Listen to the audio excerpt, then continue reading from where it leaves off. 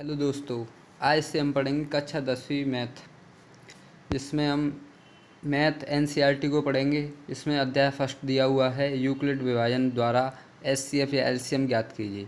तो आपने देखा होगा एलसीएम एचसीएम। अब तक हम एचसीएफ इसको बोलते हैं हाईएस्ट कॉमन फैक्टर, और एक होता है एलसीएम, एक होता है एचसीएफ, एक होता है एलसीएम। एचसीएफ होता है हाईएस्ट कॉमन फैक्टर और एलसीएम लोएस्ट कॉमन फैक्टर। आपने हिंदी में भी देखा होगा, इसे बोलते हैं हम मासा, महासाप, ठीक है। और इसको बोलते हैं लासापा, लासापा बोलते हैं, कोई लासा बोलते हैं, वो अपने अपने भी। तो इस प्रकार से आपने देखा होगा 2-3 विधियां पढ़ी होंगी आपने किसी भी संख्या का। जैसे हमने मान लेते हैं संख्या दी हुई है, तुम्हारे पास 16 संख्या दी हुई है। अब इसका लासापा निकालिए या मासापा निकालिए, तो हम कैसे निकालते हैं? इसके पहले हम गुणनखंड करते हैं, 2 × 2 इस प्रकार से करते हैं। अब इसका अगर हम लासापा निकालते हैं तो उसका अलग तरीका है इसमें, और महासभा निकालते हैं तो उसका तरीका अलग है। तो लासभा, महासभा या एचसीएफ या एलसीएम बोल सकते हैं। अब तक हम गुणनखंड विधि से या भाग विधि से जिससे भी निकालते थे। अब हमारे पास जो अध्याय दिया हुआ है कक्षा 10वीं में, वो कहता है कि इसको यूक्लिड विभाजन एल्गोथोरम, एक ये एल्गोथोरम मतलब एक मान लीजिए एक सूत्र है या फॉर्मूला है, इसके द्वारा तुम्हें, इस फॉर्मूले के द्वारा एचसीएफ और एलसीएम निकालना है। जैसे अभी तुम 7वीं 8वीं क्लास में तुमने किए होंगे लासपा महासभा, उसको निकालते थे गुणनखंड टाइप में। ऐसे ही अब तुम्हें इस सूत्र द्वारा निकालना है एचसीएफ और एलसीएम। तो हम देखते हैं कैसे निकालते हैं। ये होता क्या है, जैसे मान लेते हैं कोई संख्या दिया हुआ है हमारे पास, कोई संख्या दी हुई है ए और बी, 2 संख्या दी हुई है मान लेते हैं अपनी तरफ से। अगर हम पहले हम सर्वप्रथम इन दोनों संख्या हम देखेंगे कौन सी संख्या बड़ी है। तो मान लेते हैं ए बड़ी है, तो ए को पहले आगे लिखते हैं, बी को बाद में लिखेंगे। अगर ए बड़ी है तो बड़े का साइन जे होता है, छोटे का साइन जे होता है। साइन को तो आप जानते होंगे जब हाई स्कूल में आ गए तो। अब हम देखते हैं जब ए बड़ी है बी से, तो इसका एल्गोथोरम का हमारा जो फॉर्मूला होता है, बड़ी संख्या को हम आगे लिखते हैं, बराबर में जो छोटी संख्या उसको बराबर में रखते हैं।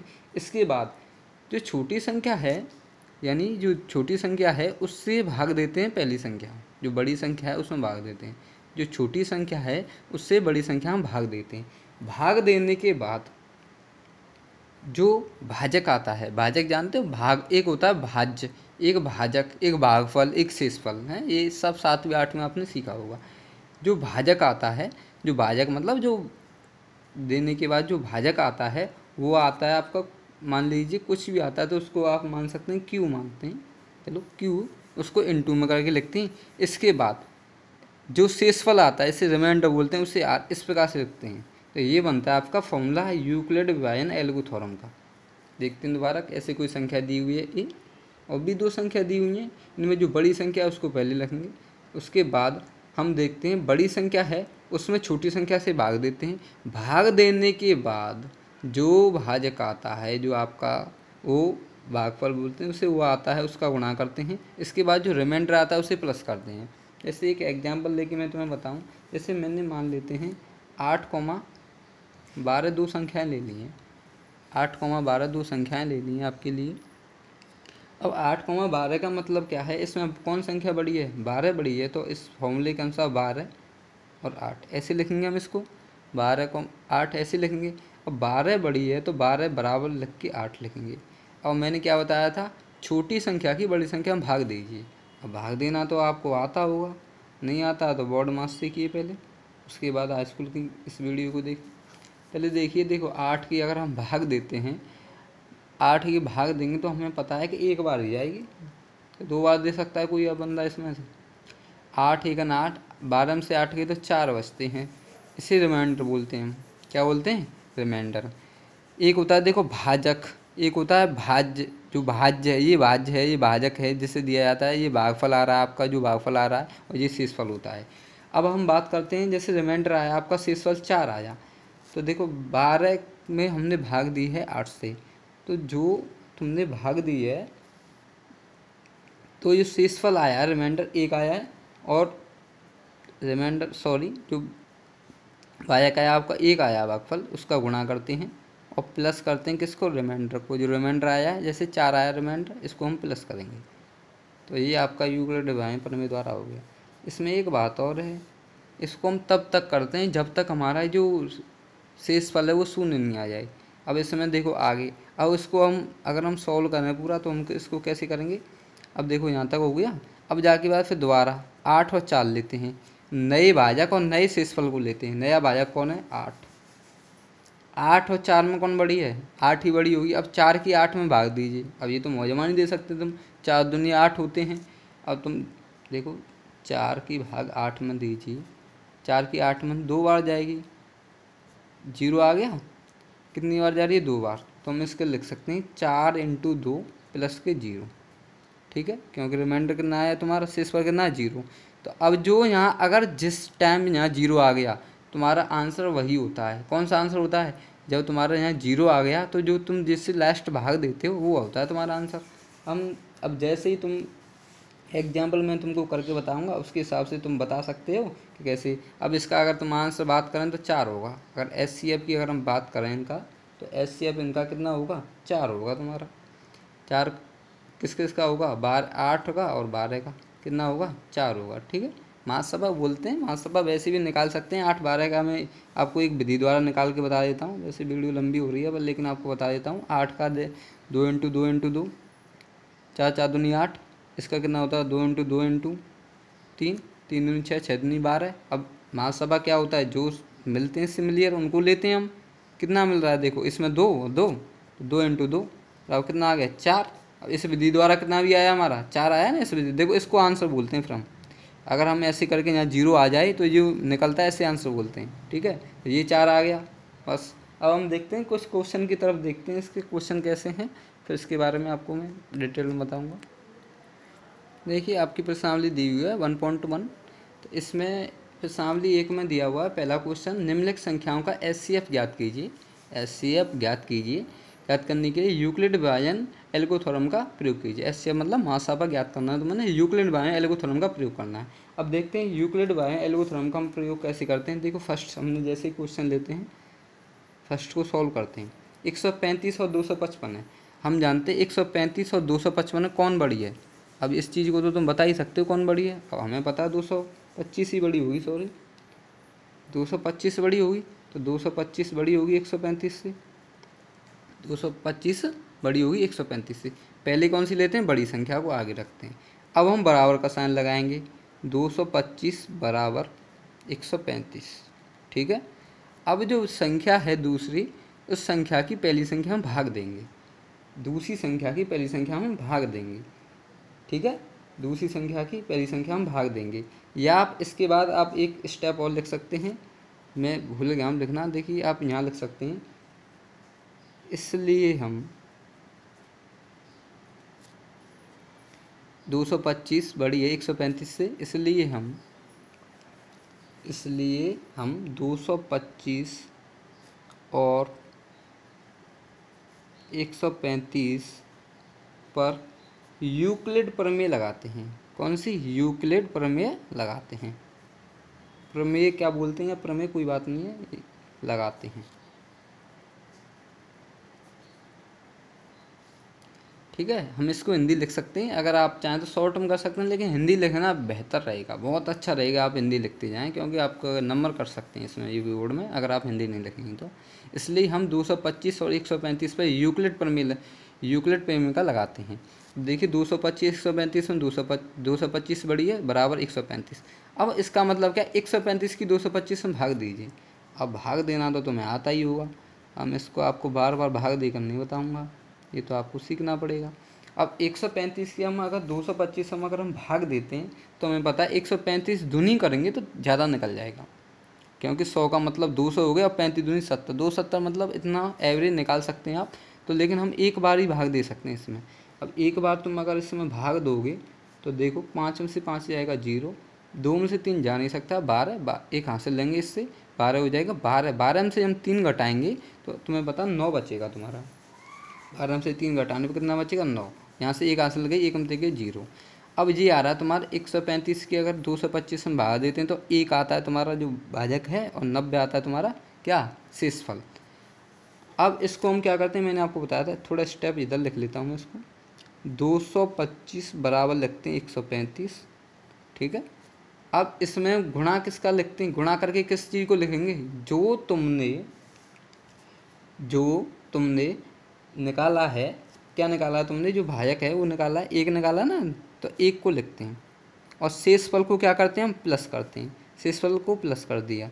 ठीक है, हम तब तक करते जाएंगे इस क्रिया को जब तक ये शेषफल जीरो ना आ जाए। अब देखो जीरो नहीं आ रहा है तो हम देखो इसमें क्या लिख सकते हैं फिर एक और हिंदी में, चूंकि शेषफल, जो शेषफल है आपका 90 जीरो के बराबर नहीं है, ए नॉट इक्वल जीरो, जो 90 है जीरो के बराबर नहीं है। अब 90 अगर जीरो के बराबर नहीं है तो आप इसका क्या करेंगे, अब इसको आगे हम सॉल्व करते हैं।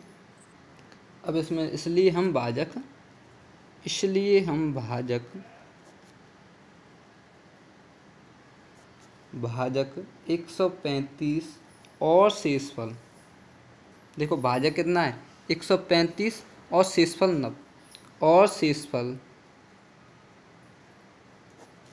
90 पर यूक्लिड प्रमेय लगाते हैं, यूक्लिड प्रमेय लगाते हैं।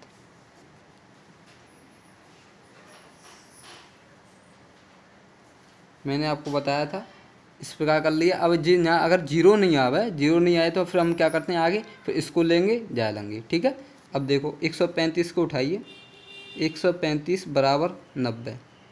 अब 90 की भाग 135 में दीजिए, और 90 की अगर तुम भाग देखो, अब ये तुम देख लेना, 90 की भाग अगर 135 में देंगे तो 9 दूनी 18, 100 अगर 2 बार देते हैं तो 180 आएगा, लेकिन हम एक बार दे रहे हैं तो 90 की अगर तुम भाग देंगे एक बार भाग जाएगी, प्लस जो शेष बचेगा तुम्हारा जो 45 बचेगा। अब भी जीरो नहीं आया जी, फिर इस पर दोबारा लगाएंगे हम, चूँकि अब ऐसे इसको लगाते जाएंगे ना,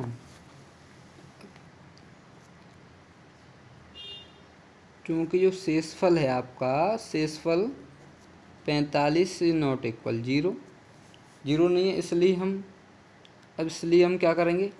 अब देखो नया जो नई भाजक, नया भाजक कितना आया तुम्हारा 90, नई भाजक 90 और नए शेषफल कितना है, नया भाजक 90 और नए शेषफल 45 पर यूक्लिड प्रमेय लगाते हैं। अब देखिए लगाइए, 90 और 45 पे लगानी है तो 90 को आगे रखते हैं, 45 को बाद में रखते हैं। अब 45 से 2 बार होता है तो 45 दूनी 90 होगी, पता है आपको, तो 45 × 2 बराबर 0। ठीक है, यहाँ अगर मैं आपको बता देता हूँ, जैसे 45 है, इसमें आप 90 में भाग लगाएंगे तो 45 की 2 बार जाएगी, 90 जीरो आ जाएगा। अब इसको तो हम बोलते हैं जो भाग देने वाला है, भाज्य भाजक ये दोनों हैं आपके, जो भागफल निकलता है आपका, जो 2 है वो क्या निकलता है, भागफल निकलता है जो आपका है। जैसे यहाँ 2 निकला है आपका, क्या निकलेगा, ये भागफल निकलेगा, और जो जीरो क्या है, रिमाइंडर शेष बच रहा है। मैंने आपको बताया था जब आपके पास जीरो बच जाए, यहाँ जीरो आ जाए रिमाइंडर आपका, तो 45 × 2 + 0, तो जो आंसर होता है आपका ये हुआ। तो हम बोल सकते हैं यहाँ शेषफल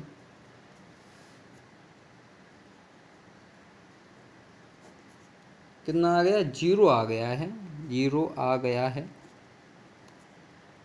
और अंतिम भाजक कितना है तुम्हारा, अंतिम भाजक 45 है।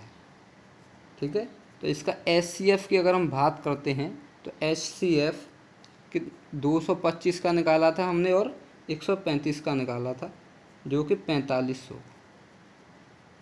चाहे तो आप दोनों के गुणनखंड करके जो संख्या सिमिलर मिल रही है उसे निकाल सकते हैं। ठीक है, अब देखिए एक बार इसका मैं आपको बता देता हूँ, थोड़ा रिवीजन कर। 135 और 225 हमने संख्या ली थी, 135 और 225 हमने संख्या ली थी। उसमें पहले हमने क्या है, जो संख्या बड़ी है उसको बराबर रखते हैं, दोनों को छोटी संख्या से बड़ी संख्या में भाग देते हैं। जो भाग देने के बाद जो भागफल आता है उस भागफल का गुणा करते हैं, जो शेषफल आता है उसे जोड़ते हैं।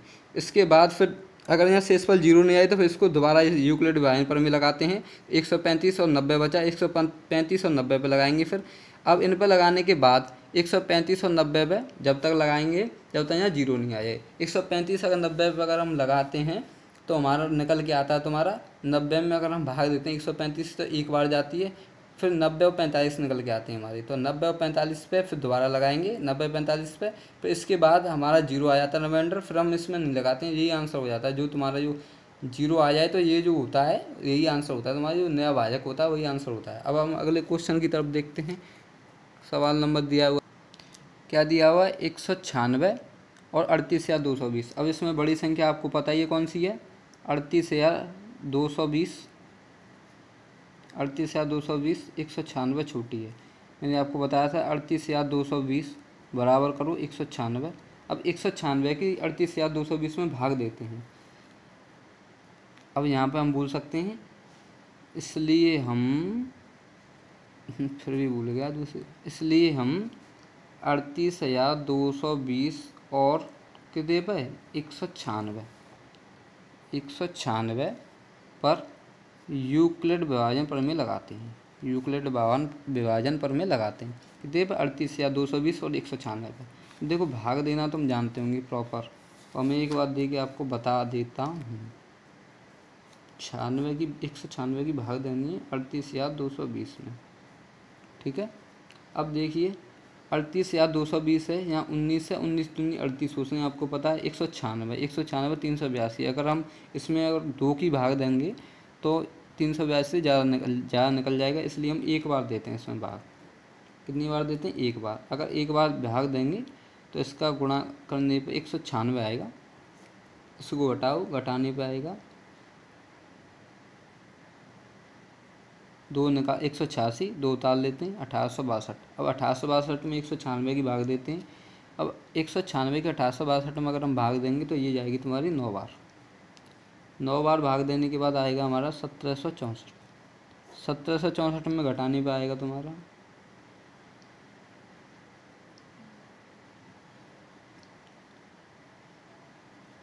0 उतार लेते हैं 980। अब 980 में अगर हम भाग देते हैं 5 बार चला जाएगी, तो 980, इसका तो नहीं, 0 हो गया भाई, 0 आ गया है, ठीक है। तो एक लाइन में हो जाएगा सवाल। तो देखो 38,000 हमने लिखा था 38,220, 38,220 बराबर 196 इंटू 196 भाग देनी है। अब कितना आ रहा है हमारा 195 आ रहा है, और प्लस 0 आ गया, बस मतलब 0 आना चाहिए, यही आंसर होता है। तो SCF की अगर हम बात कर रहे हैं तो SCF है हमारा कितने को 38,220 कॉमा